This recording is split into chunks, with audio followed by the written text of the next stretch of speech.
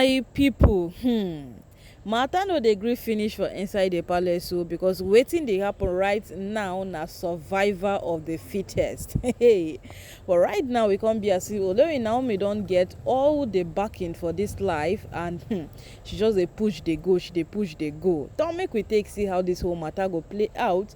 But as it stands right now, yes, as it stands right now, Ooni's brother has come out to come sound a very strong warning. Yes, and upon his warning, he's telling Ronke and Miriam to avoid Olori Naomi. They should make sure they avoid her till further notice. They should not think at any point that they will go around tarnishing her image again now that she has taken a drastic decision about them.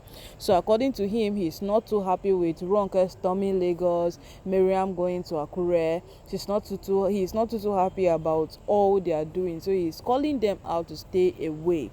And then he went further to say a lot of things. And out of all of these things, Ooni's brother said, my people, he has completely destroyed this woman. Yes, he has.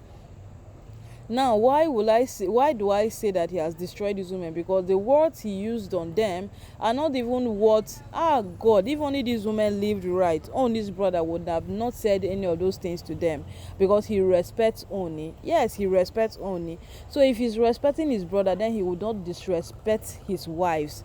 But because they have not given themselves any form of respect, they have not proven to anybody that, okay, I'm worth respecting. So today they have received woto from him.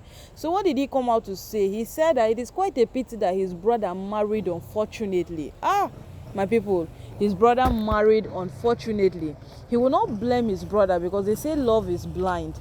But he's highly disappointed and he would blame the wives his brother brought into the palace for not thinking better than they did. Yes, Miriam and Ronke never thought better. They never thought of a means to live a better life. They never thought of any strategy to succeed in life. They never thought of any single thing at all that could make them prosper in the palace. All they thought of, all that came to their mind was means and strategies to pull Naomi down. And this is definitely backfiring on them as we speak. Yes. Naomi once told Ronke that, you see, this phase shall pass away. But the consequences of the things you have created for yourself, you will face them. Yes, the consequences of these things you have created for yourself, you would definitely face them. There is nobody to face them for you. There is nobody to take charge of them for you. It is your life and you will face them. At that point, one would think that, okay, Ronke would calm down, Ronke will reconsider, Ronke will think twice, but no. Ronke does not even plan before she takes her actions. She just swings into action. She just does her things recklessly. And now they are pulling back on her.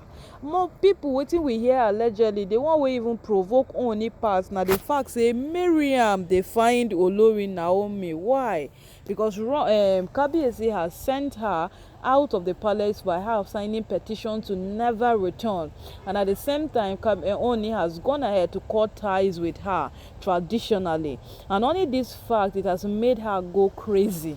Yes, Miriam felt like she has an entitlement in the palace. When Kabiyesi speaks, Miriam will speak back. When Kabiyesi says one thing, Miriam will say 10 in addition to what Kabiyesi have said.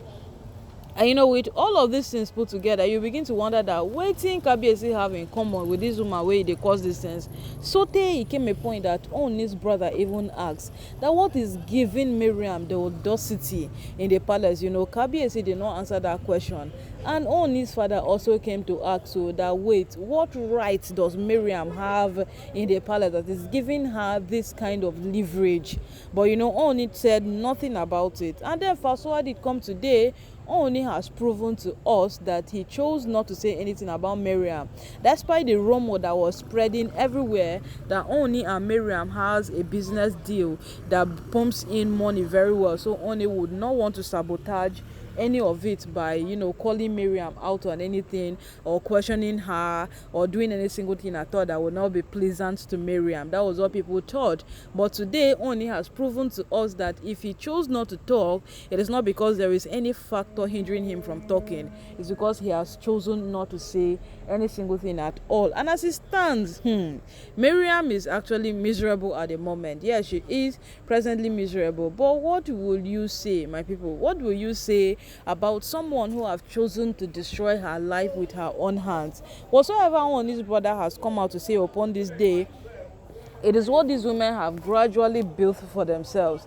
And you would agree with me that even at this, if Miriam is given another chance to return back into the palace, she would not do better. Yeah, she would actually go back to seeing Naomi as her rival, seeing Naomi as someone she could fight, seeing Naomi as her enemy, and then she will pick up from there, start fighting and, mounting pressure on Naomi and trying to find out things about Naomi's son, Prince Tadenikawo, which are not meant for her to be inquiring about someone's son. It is it is entirely a whole thing together, oh my people. But Miriam didn't know this, and today every single thing has backfired at her, and she's helter-skelter looking for Olori.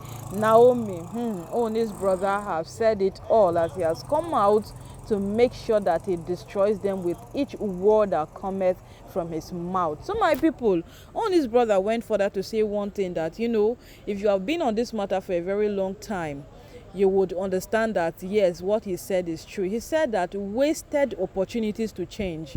Yes, Miriam and Ronke had so many opportunities to change. They had all these opportunities on a platter of gold, but they chose something else. They chose to do something else. And today, here we are. Today, every single thing has backfired back on them. Wasted opportunities. Ooni has even shown some signs to these women that this thing you are doing, I don't like it. But they did not, they did not show it, they did not give it attention, they did not show any form of concern at all. And today, Ooni has said, before now, Ooni said they should not make him take a decision himself will regret, or let him do something that it will be irreversible. They thought he was joking. Miriam once said that do your worst, do whatsoever you think you can do. And Ronke, when she decided to confront Kabiyesi, she said, I know you in the palm of my hand. I read you like a book. And she never saw this coming. Yeah, she never saw this very part of Kabiyesi sending Miriam out of the palace coming. None of them saw it coming.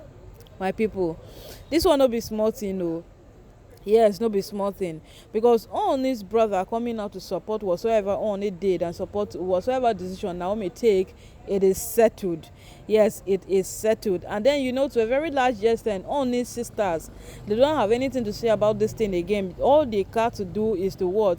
Put their heads down and listen. It's to put their heads down and listen, because at this very point in time, what we are seeing here, my people, what we are seeing here, it is just a plain truth of what? Do not push a man too far. These women pushed Kabiyesi too far, and Kabiyesi retaliating now, it is not good. But we once said that later when you choose to retaliate, you will be the one that will be at fault. Yeah, people will tell you to be the one at fault for getting what that particular person have done.